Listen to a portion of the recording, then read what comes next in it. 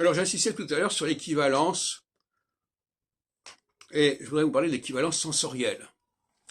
L'équivalence sensorielle, comme son nom l'indique, ça veut dire des choses qui sont différentes, mais qu'on met en rapport, qu'on met en équivalence.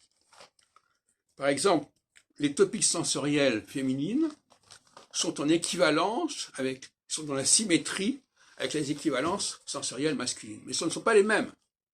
Donc équivalence, ça n'est pas égalité au sens le plus limité du terme. Et je vais parler le problème de la saleté, par exemple. Eh bien, la saleté, du point de vue des topiques sensorielles féminines, concerne la saleté du corps, la saleté des vêtements, la saleté du sol, la saleté du lieu, et la saleté, du point de vue des topiques sensorielles masculines, c'est la saleté de la parole, la saleté des grimaces, la saleté de de la laideur.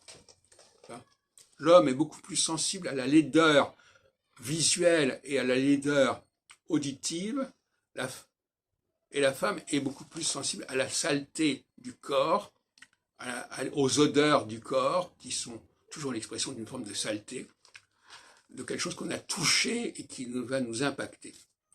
Donc, dans une relation entre un homme et une femme, il faut qu'il y ait cet esprit d'équivalence. Et ça, c'est quelque chose qui n'est pas du tout évident. Parfois, les gens voudraient que l'autre fasse la même chose que nous. Non. Il faut qu'il y ait une équivalence. C'est-à-dire que ce qui est important pour moi, je le donne à l'autre, et l'autre me donne ce qui est important pour lui. Mais il ne peut pas simplement être dans l'émission ou dans la réception. On est dans l'émission et la réception.